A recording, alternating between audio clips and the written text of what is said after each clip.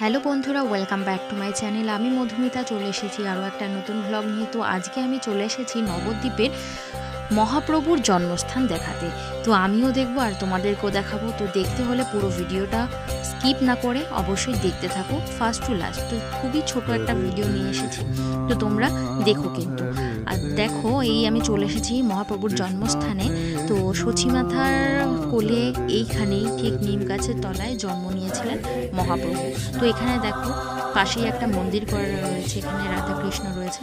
তো চলো ভেতরে যাই, তোমাদেরকে দেখাই।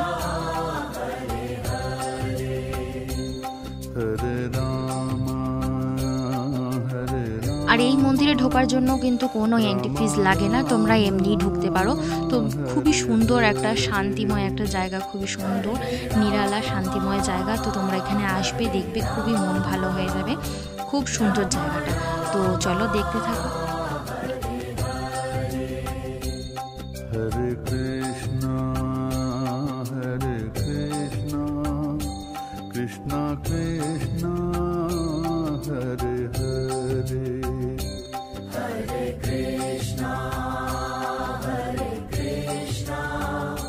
কৃষ্ণ কৃষ্ণ। তো এই হচ্ছে মহাপ্রভুর জন্মস্থান। এই ঘরটিতেই কিন্তু মহাপ্রভু জন্মগ্রহণ করেছিলেন সচিমাতার কোলে। তো দেখো এখানে খুব সুন্দর একটা সচিমাতার আর মহাপ্রভুর একটা মূর্তি বানানো হয়েছে, যেমন সচিমাতা কিন্তু মহাপ্রভুকে কোলে নিয়ে বসে রয়েছেন। তো এই ঘরটিতে কিন্তু মহাপ্রভুর জন্মস্থান। আর আমরা এরকম চোখে দেখতে পাচ্ছি, মানে কিছু বলার নেই, এতটাই মানে শান্তি পাচ্ছি।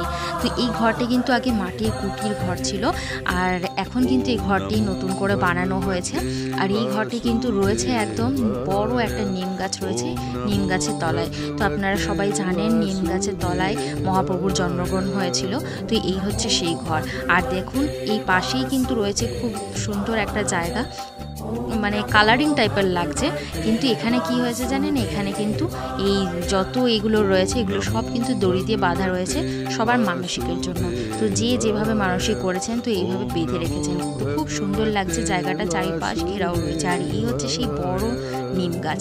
এই নিম গাছটা কিন্তু অনেক দিনকার নিম গাছ। তো এই নিম গাছের তলায় এই ছোট্ট মাটির ঘরে কিন্তু মহাপ্রভুর জন্মস্থান। মহাপ্রভু এখানেই জন্মগ্রহণ করেছিলেন। তো মহাপ্রভুর জন্মস্থান আপনাদের কেমন লাগলো অবশ্যই কিন্তু জানাবেন একটা লাইক আর কমেন্ট করে। আর আমার চ্যানেলটাকে সাবস্ক্রাইব করতে ভুলবেন না। যদি আমার চ্যানেলটাকে সাবস্ক্রাইব করে রাখেন তাহলে নবদ্বীপের এই ছোট বড় কত মন্দির রয়েছে সেই মন্দিরগুলো কিন্তু আমার এই চ্যানেলে পেয়ে যাবেন আপনারা। তো আমার এই চ্যানেলটাকে অবশ্যই সাবস্ক্রাইব করে রাখুন। নবদ্বীপের এই ছোট বড় কত মন্দির রয়েছে সেগুলো দেখবার জন্য। আর মন্দির থেকে বেরোনোর পথেই কিন্তু এই লোভনীয় খাবারগুলো রয়েছে। তো এই খাবারগুলো এখন আমরা অর্ডার দিয়েছি, তো সেগুলোই নেব। তো জিভে জল চলে আসছে। যাই হোক বন্ধুরা, কেমন লাগলো আমার আজকের ব্লগটা অবশ্যই জানিও একটা লাইক আর কমেন্ট করে। তো চলো আজকের মতো এখানেই টাটা, বাই বাই, হরে কৃষ্ণ।